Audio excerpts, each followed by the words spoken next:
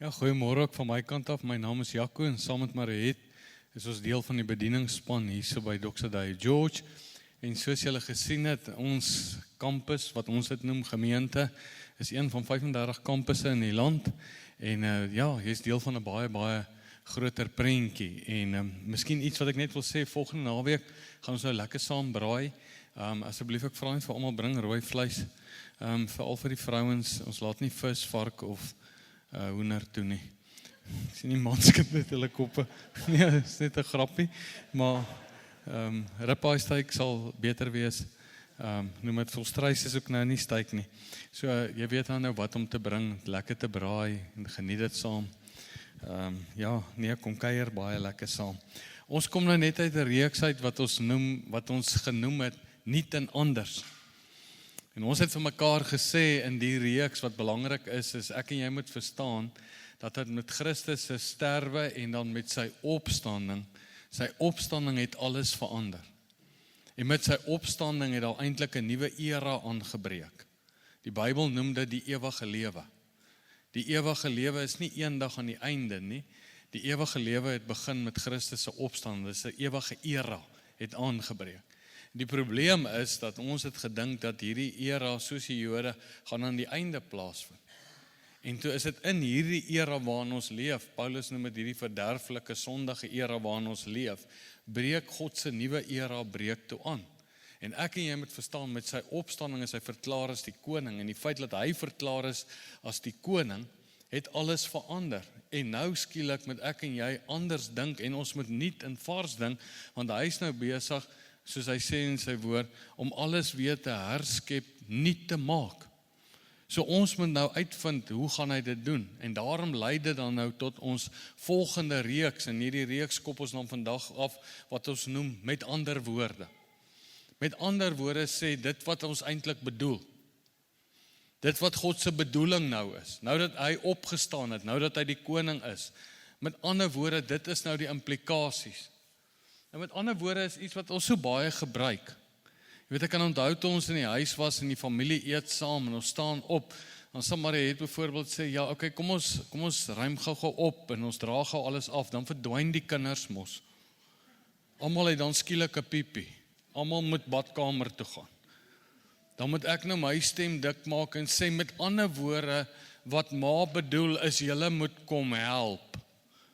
En dit moet jy vir 50.000 keer vir 20 jaar lank sê.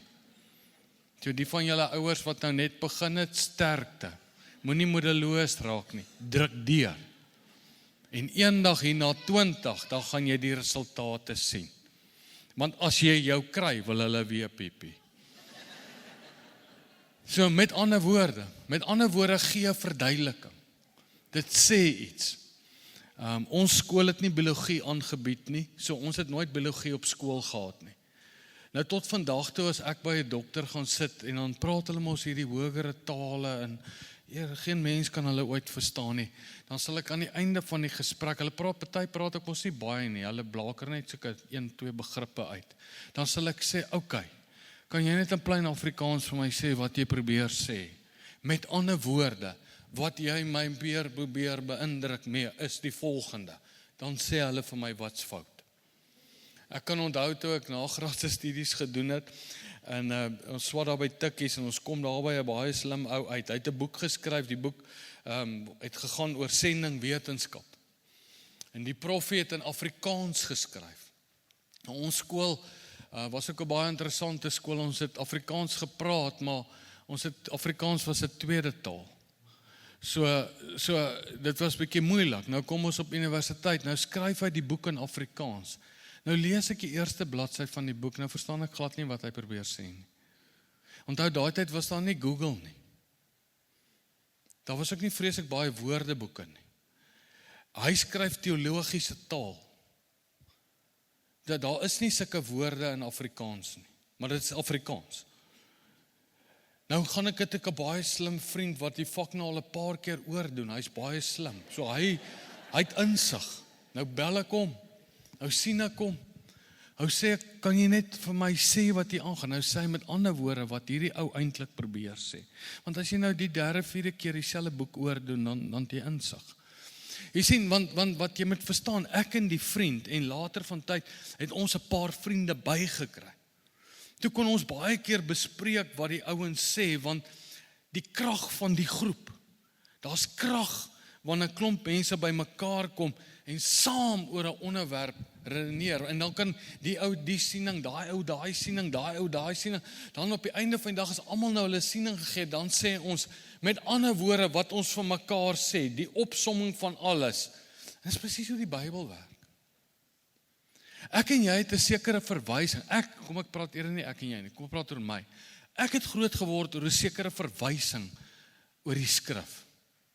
Ek het groot geword in 'n kultuur, waar die belangrikste ding wat vir my is, ek moet Jesus aanneem.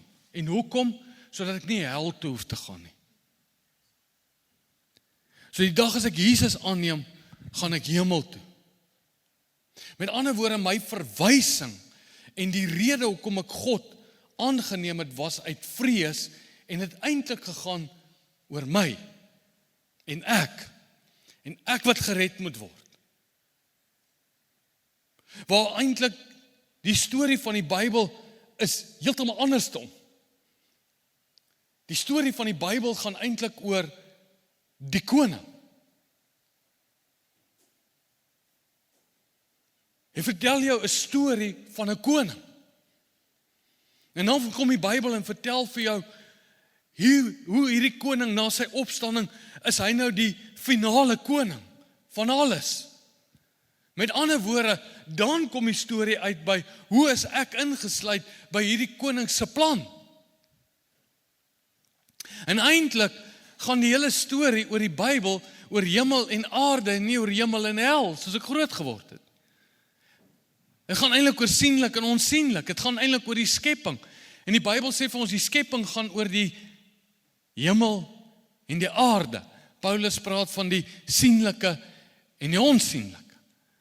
En dan kom Openbaring en sê hy, maar nou moet jy verstaan, nou dat hy opgestaan het, nou met ander woorde gaan die storie oor die hemele en oor die troon en oor die een wat op die troon sit. En dit is waar ons dan by mekaar kom, en ek en jy wat nou ingenooi word. Nou, hoe dit werk presies, weet ek nie, het gaan my verstand te bowe, maar jy het nie nodig om alles te verstaan nie, gaan my verstand te bome, want die Bybel sê op verskeie plekke, ek gaan dit nou vir jou wys, dat ek en jy het nou toegang al tot die hemelse. En ons sit nou al saam met God in die hemelse. En ons staan nou al saam met God in die hemelse, so iets van hierdie sienlik en onsienlik. Met ander woorde, ons het nou al toegang tot hierdie gesprek tussen God die Vader, God die Seun, God die Heilige Gees. Met ander woorde, dit maak dit heeltemal anders. Dit gaan oor hom en sy plan. En ons wat nou deel is daarvan. En dis hoekom ons so belangrik is, dat ons hierdie jaar, byvoorbeeld in Expedition en Journey groepe, dat ons een keer 'n maand by mekaar sal kom, en ons in kleiner groepe sal praat en sê, wel, dit is my opinion, dis my opinion, dis hoe ek dink. Met ander woorde, wat ons vir mekaar sê, dan kyk ons wat sê die koning uit die skrif uit. Want alles wat die koning wil sê, staan nie binne in. En dis hoe ons by mekaar leer. So ons is ook baie belangrik in die skrif. Kyk wat sê Johannes. Hy som dit op, dan sê hy, julle ondersoek die skrifte, omdat julle dink dat die ewige lewe daarin te vinde is. Maar Johannes 17 sê, soek jy na die ewige lewe, weet jy wie is die ewige lewe? Die ewige lewe, die ewige era, is dat jy Jesus kan ken. Het is toe nooit 'n plek nie. Het is toe nooit 'n gaan nie. Maar die ewige lewe, die ewige era, is dat jy hom kan ken.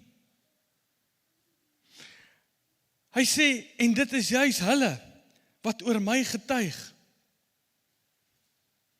Jy sien, die ewige lewe gaan van ons, wat van hom vertel, en ons wat ingesluit is by hom, en ons wat vertel van 'n groter waarheid.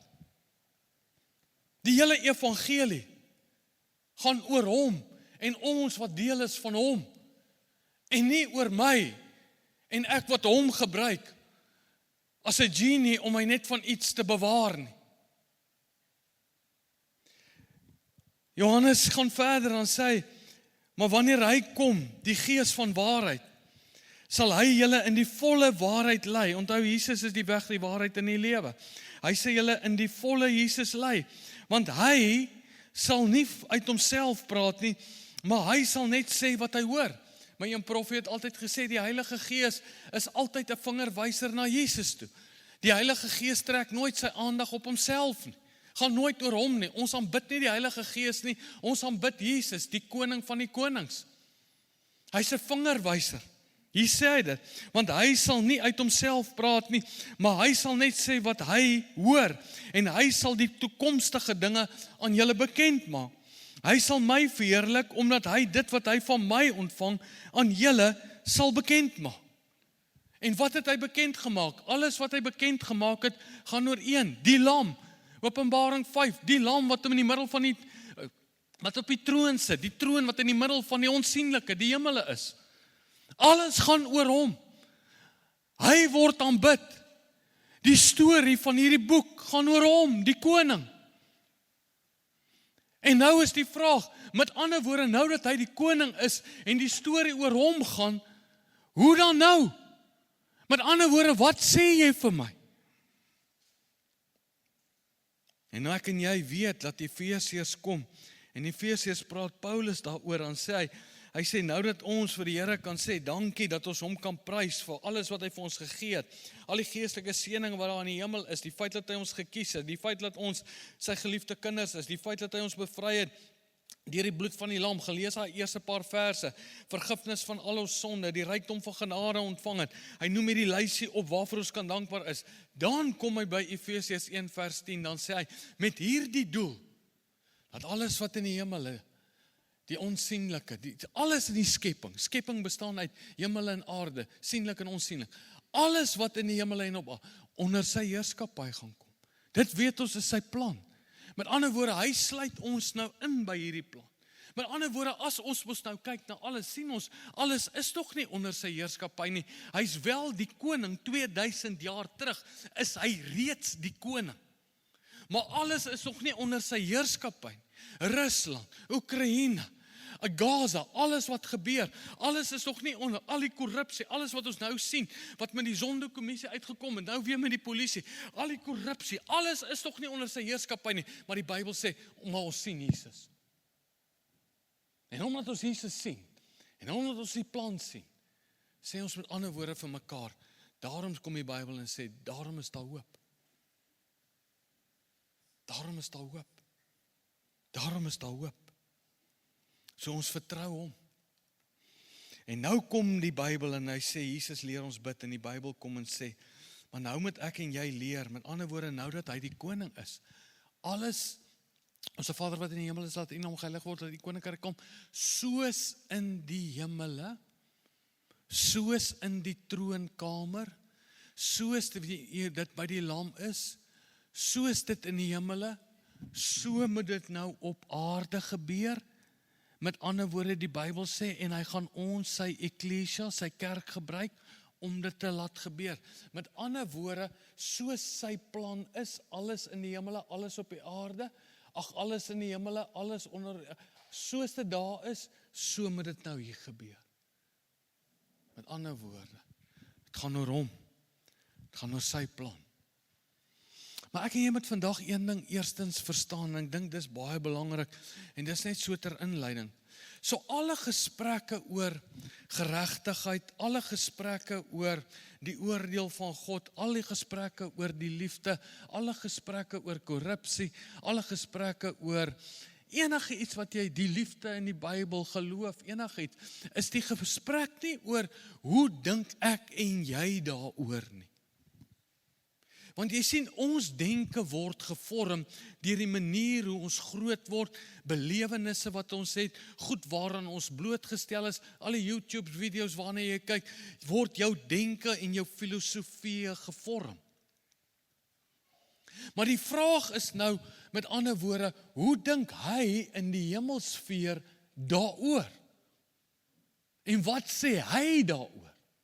En hoe dink hy oor liefde? Hoe dink hy oor genade? Hoe dink hy oor korrupsie? Hoe dink hy oor geregtigheid? Hoe dink hy oor jou medemens? Hoe dink hy oor regte van 'n vrou? Hoe dink hy oor regte van 'n kind? Hoe dink hy moet mans optree? Hoe dink hy oor die huwelik? Dis die vraag. En dit is soos dit by hom is, so moet dit nou by hier in die sienlike in die aarde wees. Nou is die vraag, maar hoe gaan ek nou weet wat hy dink? Ek lees dit hier in die skrifte. Maar baie mense sê vir my, hoe hoor ek God? Ons het laas jaar, die hele jaar vir my gesê, in die laaste dae, ek onthou jy, in die vroeë dae het hy gesê, het hy gepraat deur visioene en deur drome, maar in die laaste dae sê hy, praat ek deur julle met my seun. Nou, hoe hoor ek nou die seun? Die Heilige Gees is nou in my, maar is dit nou my stem, is dit die duiwel se stem, is dit God se stem, hoe is dit? Hier is ek dink die eerste ding wat jy moet verstaan. Die eerste ding wat jy moet verstaan is nommer 1, jy word ingenooi in 'n spasie waar jy deel is van 'n gesprek. Ander woorde, Jaco, wat sê jy vir my?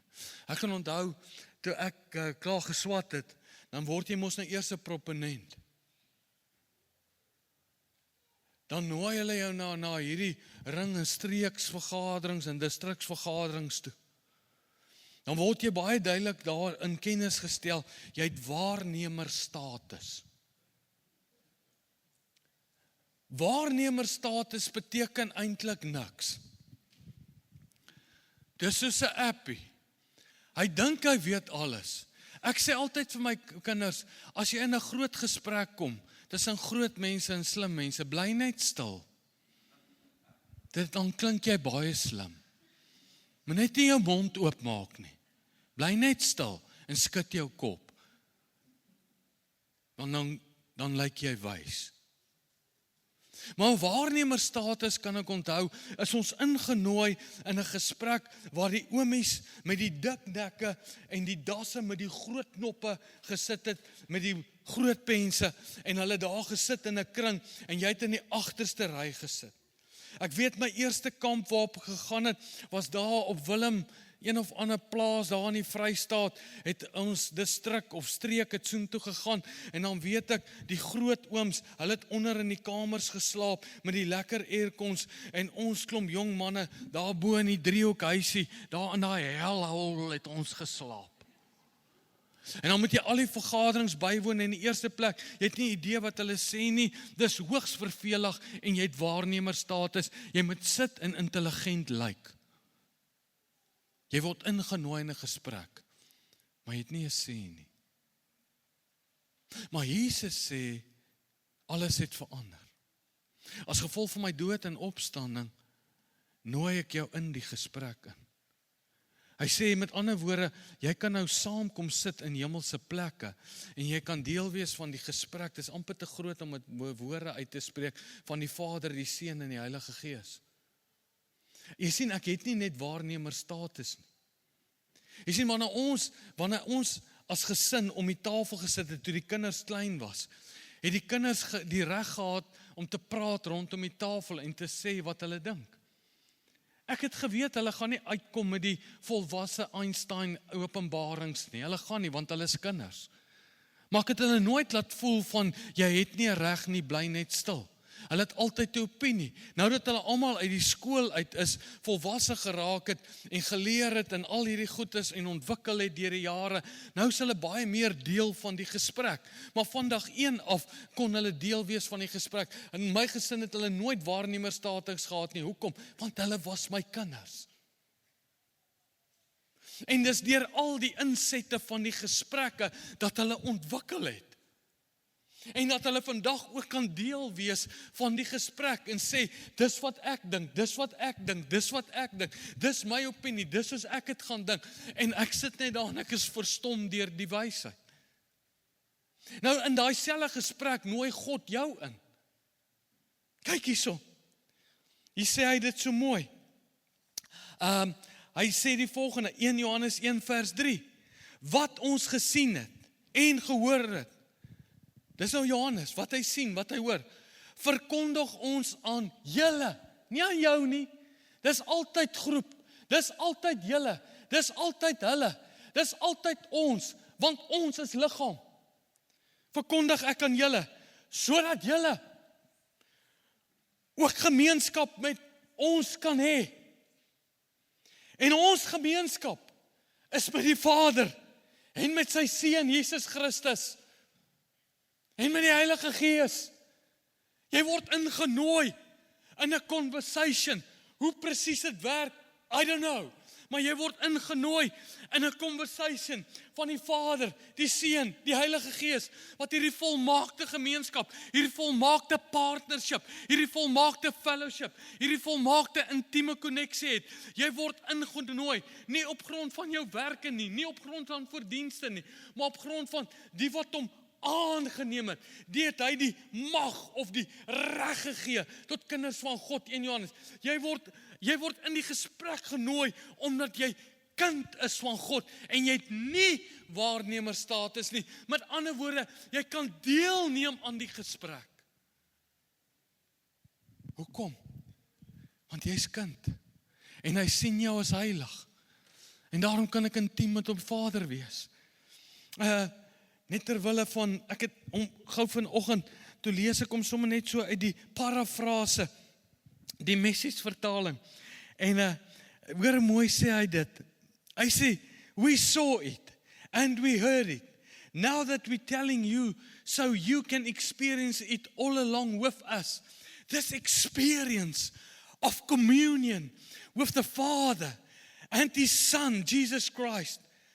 Our motive for writing this is simply this. We want you to enjoy this too. Your joy will be double our joy.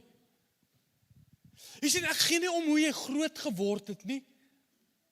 Ek gee nie om of jy groot geword het van, ek neem Jesus aan, sodat ek hemel toe kan gaan. Die gesprek is omgedraai.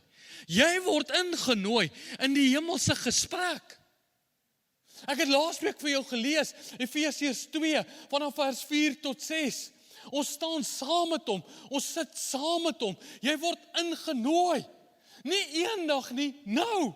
Dis hoekom jy nou, Hebreërs 4:14, kan ingaan in die troon van genade met boldness. Kan jy jou imagine? Jy word steeds deel van die gesprek.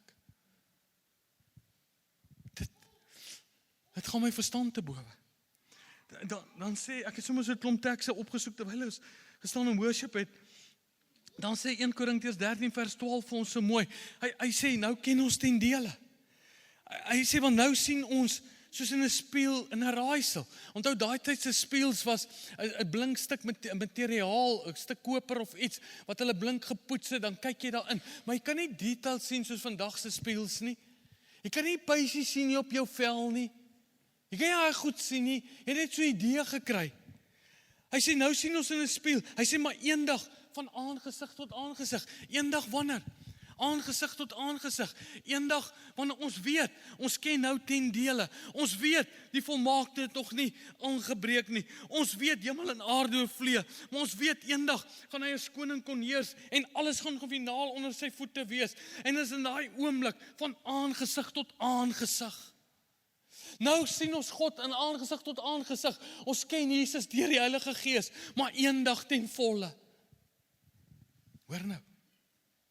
Hy sê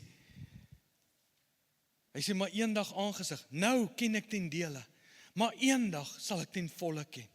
Hoor hoe mooi sê die Message vertaling dit. Het ek die Message vertaling? Ek het nie Message vertaling nie. Hoor wat sê hy? Hy sê immers, Petrus bespoeier het beskryf, dan sê hy immers, sy goddelike krag het ons alles geskenk, wat tot die lewe en godsvrug dien. Alles wat tot die lewe dien. Alles wat tot die lewe dien. Hoor mooi, hoe? Deur die kennis van hom, wat ons geroep het, deur sy heerlikheid en deeg. Ek deel met jou 'n kennis. Die kennis is, die spasie is oop. Met ander woorde, jy kan dit glo, en jy kan in gesprek gaan met God. Hy sien jou as kind, hy sien jou nie as sondaar. Hy nooi jou in hierdie gesprek met hierdie intieme so jy kan lewe ervaar. Kyk mooi, die feit dat ek bloed in my are het, né? Ek is miskien 1 keer 'n jaar bewus van die bloed in my are. Dit was hierdie week toe hulle bloed getrek het. Sy druk hy altyd deur my elmboog, toe besef ek, sy soek 'n aar. Maar na 'n rukkie toe kry sy nou een, nou trek sy die bloed, nou sien ek dit in die klein buisie. Nou besef ek, hier's bloed in hierdie are. En ons weet die Bybel sê lewe is in die bloed. Maar ek is nooit bewus van die bloed in my are nie. Jy sien die feit dat jy nie bewus is van die conversation wat oopgemaak is na die opstanding, beteken nie, dis nie waarheid nie. Maar ander woorde, ek moet meer bewus word. Ek moet onder die insig kom. Ek moet kan insien. Want nou moet ek en jy verstaan, nou is ons in hierdie conversation. Maar as ek, jy weet, die wonderlikste ervarings wat ek het, maar as ek hier uitloop, dan moet ek deel met die kanker in my lyf. Of soos die een ou vir my hierdie week sê, ons kontrak het tot 'n einde gekom. Wat nou, Jaco? So hoe werk ek hierdie perspektief, hierdie conversation waarvan ek deel is, maar hier buite is dit hierdie, daar gaan die beeste dood, boere verloor 200, 300, 400 beeste, sy lewe. Hoe werk ek met die kanker? Hoe bring ek hierdie goed by mekaar uit? Hoe maak ek met die dood van 'n kind? Jy sien, dis in daai conversation. Dis in daai spanning waarin ons op die oomblik leef. En daai spanning sal nooit weggaan nie.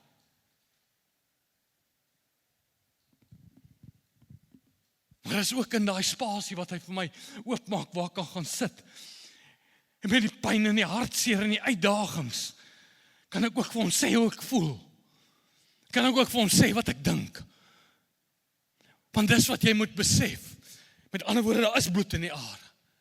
Die spasie is oop. Ek kan met hom praat. Die conversation het verander. Ek is nou deel van 'n ander gesprek. Jy weet, hulle sê, jy word geken in jou vriende. Wat sê Psalm 1, gelukkig is die mens wat nie loop volgens die raad van die goddelose nie. En die staan op die pad van die sondaars nie. So, daar's 'n pad, daar's 'n kring waarin ek my bevind. Van vriende wat nie 'n positiewe invloed op my lewe het nie. Maar dan is daar weer 'n kring van vriende. Jy weet, onthou, jy het altyd vir jou kinders beheer het oor, jy weet, wat 'n vriende het hulle. Hierdie vriend is vir jou goed, daai is nie goed nie. Hulle wil altyd vriende wees, maar die nie goed een nie. Verstaan dit nooit. Ons waarsku hulle, maar hulle luister nie.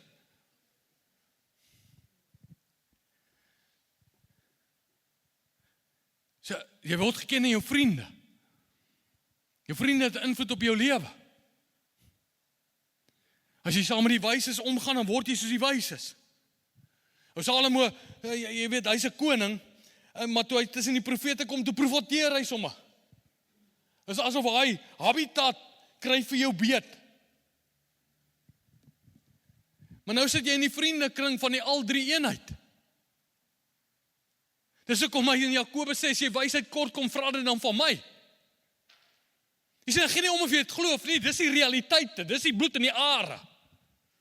Met ander woorde, jy's in 'n conversation, wat jy kan praat oor die hartseer, en die pyn, en die uitdagings, en die vrae, en die wonder. Die vraag is nie, mag jy ingaan nie. Die vraag is, jy's kind. Jy moet meer bewus word van die conversation. So die conversation is, Here, hoe deel ek met die dood van die kind, hoe deel ek met hierdie kanker? Here, hoe doen ek nou besigheid? Hierdie man wat verwag ek moet nou dit, en hoe maak ek nou? Die conversation begin nou oor, wat sê u is die reg van 'n vrou? Wat sê u is die reg van 'n kind? Wat sê u? Hoe dink u oor liefde? Soos in die hemele, so moet dit nou op aarde wees.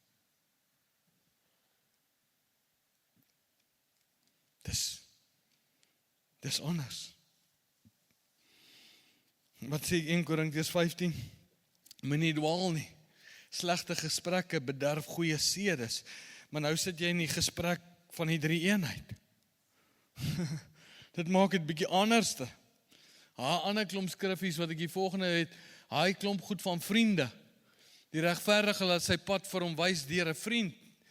Maar die beste vriend, Jesus Christus, hoe gaat hy nie vir jou die pad wys nie, né? Gaan met die wyse om, jy's met die al drie enige wysheid, gaan jy om, dan kan jy ook wysheid hê. Yster slyp yster, so sal die karakter van die een, die karakter van die ander een, sy karakter kom nou op my. Ek word beïnvloed deur die gesprek, deur die groep waarin ek sit.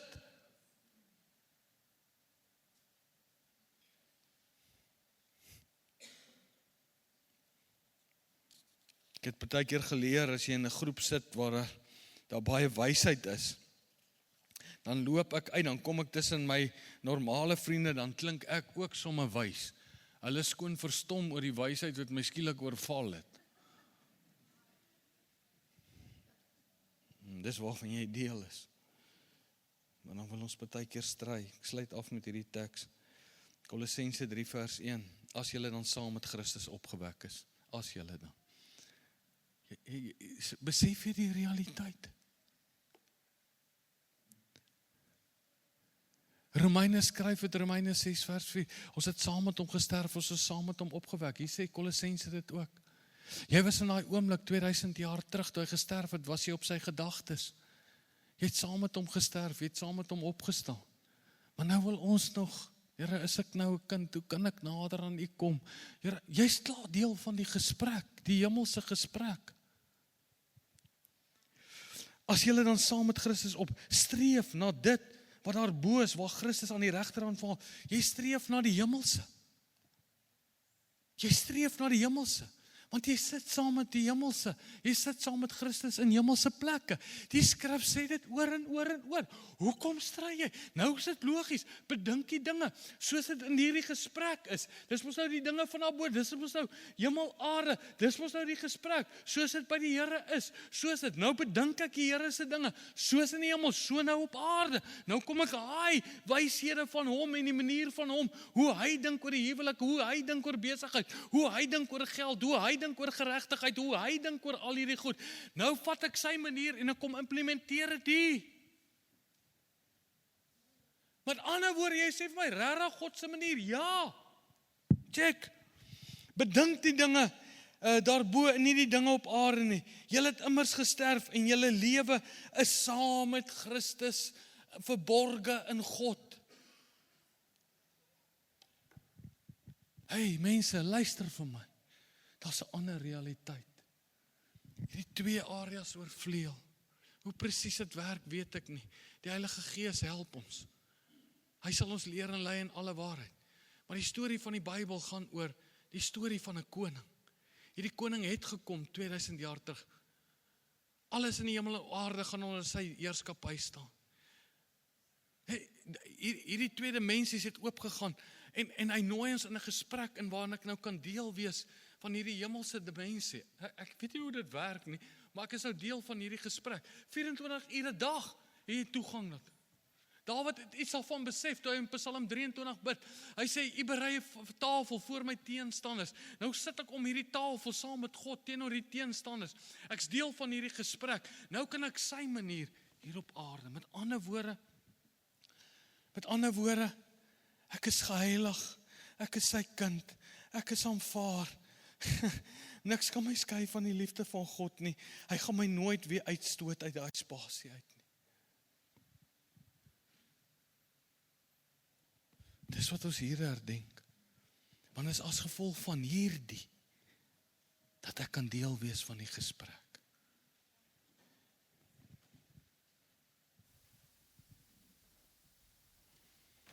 As jy vanoggend hier aan die tafel sit, sy liggaam wat vir my gebreek is. Nuwe verbond, sy bloed, vir my gevloei het. Hy, alles, die een op die troon, die lam. En nou nooi die lam, en hy sê, wees deel van die gesprek. Kom sit, jy het nie waarnemer status nie, jy's kind. Jy's kind. Nou sit ons nog in wonder. Nou probeer ons hom nog beïndruk. Nou probeer ek nog sy guns te wen. Nee, jy is die gunsgenoot. My God. Dis die beste nuus ooit. Dis die goeie nuus. Die feit dat ek kan deel wees van die gesprek.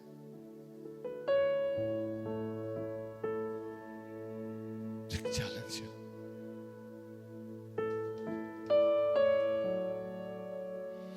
Dis ek kom Paulus sê in Romeine 12, ek staan nou en dink aan. Hy sê, moet jou kop verander. Jou gemoed, jou kop, moet 'n kopskuif maak. Dan sal jy weet wat is die goeie en welgevallige wil van die Here. Want jy moet skuif. Jy moet skuif.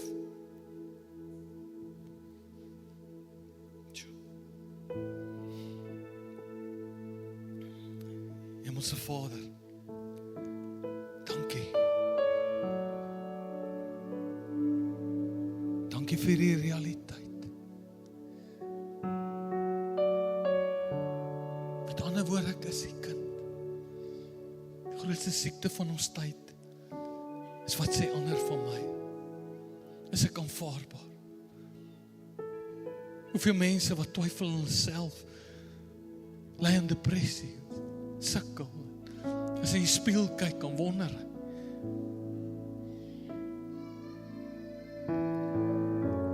Maar U is ons spieël.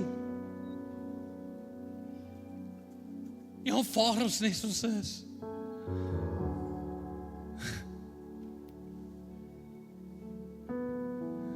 Die God van die univers het sy hand en sy guns op my lewe. Met ander woorde, my naam is gegraveer in sy handpalm. Niks kan my ooit skei van hoe hy my oor my dink nie. Die Bybel sê hy roep my. Hy roep my. Die Bybel sê, dis hoekom julle geestesoë moet open, sodat julle kan insien wat die hoop van sy roeping is. Hy is soos die vader met die verlore seun. Hy sit in hemelse plekke. Jakob, Jakob! Hy roep my. Kom word deel van my plan. Elke dag roep by my. Kom Linda, kom Johan, wees deel, sit hier, in die sitkamer, kom sit hier. Kom Sarel, deel van die gesprek.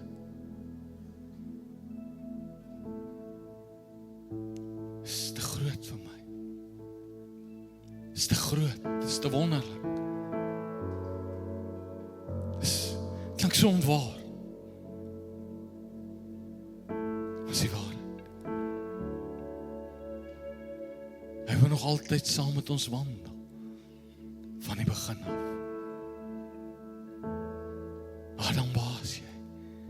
Waar is jy? Ek wil saam met jou wandel. En u kruis, u dood, u opstanding, het dit alles kom moontlik maak. So ons dankie. Elke keer as julle aan hierdie tafel sit, herdenk julle die dood.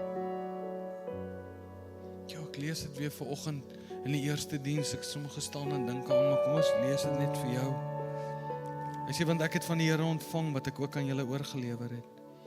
Dat die Here Jesus in die nag waarin hy verraai is, brood geneem het. En nadat hy gedank het, het hy dit gebreek en gesê, neem eet. Dit is my liggaam wat vir julle gebreek word. Doen dit tot my gedagtenis. Net so ook die beker na die ete met hierdie woorde. Hierdie beker is die Nuwe Testament. Dit is 'n nuwe ooreenkoms in my bloed. Doen dit so dikwels as julle daaruit drink. Tot my gedagtenis. Want so dikwels as julle van hierdie brood eet en hierdie beker drink, verkondig julle die dood van die Here totdat hy kom. Dankie dat ons kan aan die tafel van die Here sit. Dankie dat ons kan deel wees.